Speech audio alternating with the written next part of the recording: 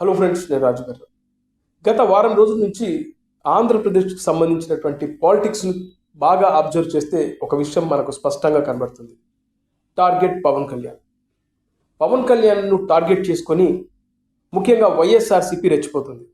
అయితే పవన్ కళ్యాణ్ను మాత్రమే ఎందుకు టార్గెట్ చేసుకుంటున్నారు? ఇదే కూటమిలో తెలుగుదేశం ఉంది, అలాగే బీజేపీ ఉంది. అయినా కూడా పవన్ కళ్యాణ్ను మాత్రమే టార్గెట్ చేసుకొని వైఎస్ఆర్సీపీ సంబంధించిన సోషల్ మీడియా, అలాగే మెయిన్ స్ట్రీమ్ మీడియా, అలాగే కొంతమంది పెయిడ్ యూట్యూబర్స్కి ఈ కంటెంట్ ఎందుకు అప్పచెప్తున్నారు, పవన్ కళ్యాణ్నే ఎందుకు టార్గెట్ చేయమని వాళ్ళకు బలంగా చెప్తున్నారు అనే దానిపైన మనకు తెలిసిన ఒక భయంకరమైన విషయం. అదేంటంటే గత 4 రోజుల నుంచి వైఎస్ఆర్సీపీకి అనుకూలంగా పనిచేసేటువంటి సోషల్ మీడియా, అందులో కొన్ని ఫేస్బుక్ ఖాతాలు, ట్విట్టర్ ఖాతాలు, అలాగే మెయిన్ స్ట్రీమ్ మీడియా, అలాగే కొన్ని యూట్యూబ్ ఛానల్స్ ప్రత్యేకించి పవన్ కళ్యాణ్ను టార్గెట్ చేసుకొని కథనాలు వేస్తూ ఉన్నాం.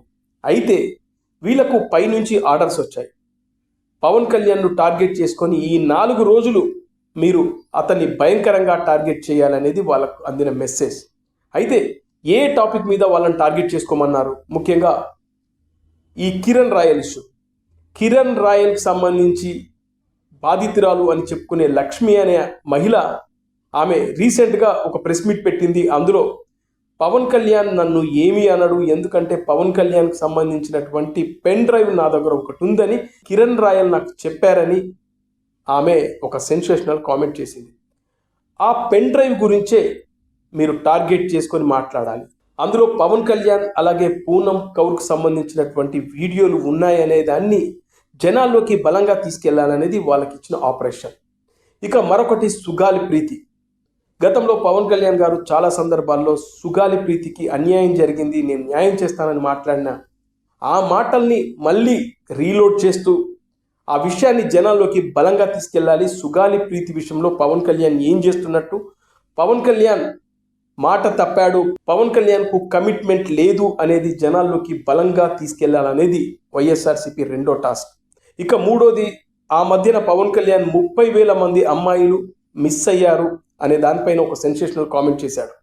దాని వెనకాల కొంతమంది వాలంటీర్స్ ఉన్నారు, అలాగే వైఎస్ఆర్సీపీకి సంబంధించినటువంటి కొంతమంది ఉన్నారనేది పవన్ కళ్యాణ్ గారు ఎలక్షన్ టైంలో చేసిన ఒక కామెంట్, ఒక ఆరోపణ. ఇప్పుడు దీన్ని కూడా 30,000 మంది ఏమయ్యారు, ఇప్పుడు మీరు డిప్యూటీ సీఎంగా ఉన్నారు, దీన్ని దమ్ముంటే బయటకు తీసుకురండు అనేది మరొక టాస్క్. ఇలా పవన్ కళ్యాణ్ గారి పైన 3 టాస్క్లని ఈ సోషల్ మీడియా విభాగాలకు అప్పచెప్పారు, ఆ యూట్యూబ్ ఛానల్కి అప్పచెప్పారు, అలాగే మెయిన్ స్ట్రీమ్ మీడియా కూడా. గత 4 రోజుల నుంచి మీరు అబ్జర్వ్ చేస్తే ఈ 2 రోజులలో మరింత రెచ్చిపోతున్నారు. అయితే వాళ్ళకి చెప్పిన మరో మాట ఏంటంటే తెలుగుదేశం పార్టీని ఎక్కడ టచ్ చేయకూడదు, ఎందుకంటే వాళ్ళ సోషల్ మీడియా విభాగం చాలా బలంగా ఉంటుంది, మెయిన్ స్ట్రీమ్ మీడియా అంతా వాళ్ళ చేతిలో ఉంది కాబట్టి తెలుగుదేశం పార్టీని ఎక్కడ టచ్ చేయకూడదు అనేది చెప్పిన మాట. అందుకే వాళ్ళు తెలుగుదేశం పార్టీని ఎక్కడ కూడా టచ్ చేయకుండా కేవలం పవన్ కళ్యాణ్ మాత్రమే టార్గెట్ చేసుకొని వాళ్ళు జనాల్లోకి వెళ్తున్నారు. అయితే ఇక్కడ పవన్ కళ్యాణ్కి సంబంధించినటువంటి మెయిన్ 2, ఒకటి సుగాలి ప్రీతి ఇష్యూ. వాస్తవానికి సుగాలి ప్రీతికి సంబంధించినటువంటి ఇష్యూని పవన్ కళ్యాణ్ గారు ఆల్రెడీ టేకప్ చేశారు. అది సిబిఐ ఎంక్వైరీలో కూడా ఉంది, దానిపైన వర్క్ జరుగుతూ ఉంది. అయితే ఈ వైఎస్ఆర్సీపీకి సంబంధించినటువంటి కొంతమంది నాయకులు ఆ సుగాలి ప్రీతికి సంబంధించినటువంటి తల్లి దగ్గరికి వెళ్ళి పవన్ కళ్యాణ్ గారి మీద నెగిటివ్గా కామెంట్ చేయమని ఆమెకు డబ్బులు చూపించారనేది కూడా బయటకు వచ్చిన ఒక భయంకరమైన వాస్తవం.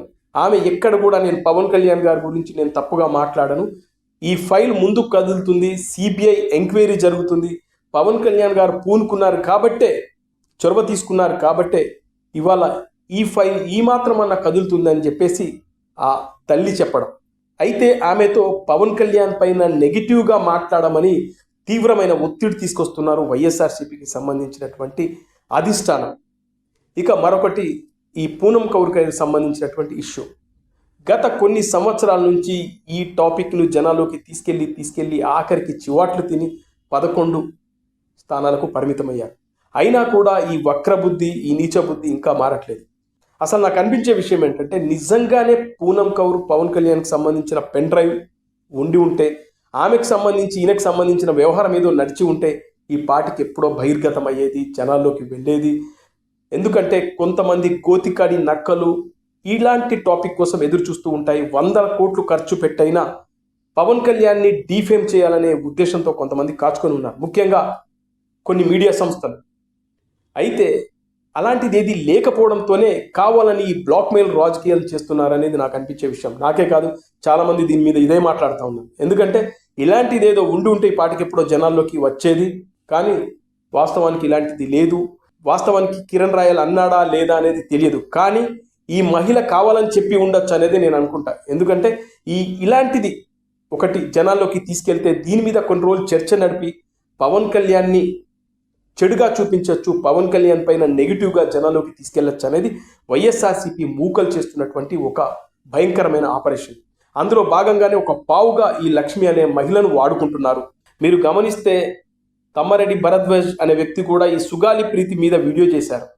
సుగాలి ప్రీతి ఇష్యూ ఏమైంది, పవన్ కళ్యాణ్ ఏం చేస్తున్నట్టు అని. ఇలా వైఎస్ఆర్సీపీకి అనుకూలంగా ఉండే చాలామంది ఇలాంటి టాపిక్లను జనాల్లోకి తీసుకెళ్తున్నారంటే వైఎస్ఆర్సీపీకి సంబంధించినటువంటి సోషల్ మీడియా పవన్ కళ్యాణ్ని టార్గెట్ చేసుకొని పెద్ద ఎత్తున ఇంకా రానున్న రోజుల్లో ఆయనను బ్యాడ్ చేసే కార్యక్రమాలు చేస్తూ ఉన్నారు. అయితే పవన్ కళ్యాణ్ చేసే మంచి పనులు వీళ్ళకి ఎప్పటికీ కనబడవు. దాదాపు 75 సంవత్సరాల నుంచి ఒక గ్రామంకి రోడ్డు లేదు, అలాంటి గ్రామానికి రోడ్డు వేయించిన ఘనత పవన్ కళ్యాణ్. కానీ ఎక్కడ కూడా దీనిపైన ఇటు తెలుగుదేశం పార్టీ అనుకూల మీడియాలో అలాగే వైఎస్ఆర్సీపీ అనుకూల మీడియాలో ఎక్కడ చూపించలేదు. అయితే ఇక్కడ మరో భయంకరమైన విషయం ఏంటంటే తెలుగుదేశం పార్టీకి సంబంధించినటువంటి సోషల్ మీడియా కూడా ఇలాంటి పోస్టులను భయంకరంగా జనాల్లోకి తీసుకెళ్తా ఉంది. ఇక్కడ తెలుగుదేశం పార్టీని టార్గెట్ చేసుకోవద్దని వైఎస్ఆర్సీపీ అంటుంది. అదే తెలుగుదేశం పార్టీ జనసేన అధినేత పవన్ కళ్యాణ్కి సంబంధించి, ఇటు కిరణ్ రాయల్కి సంబంధించి, సుగాలి ప్రీతికి సంబంధించినటువంటి పోస్టులను సోషల్ మీడియాలో బలంగా పుష్ చేస్తూ ఉన్నారు. దీన్ని బట్టి మీరు అర్థం చేసుకోండి ఓ సెక్షన్ ఆఫ్ మీడియా పవన్ కళ్యాణ్ని ఏ విధంగా టార్గెట్ చేస్తుందో.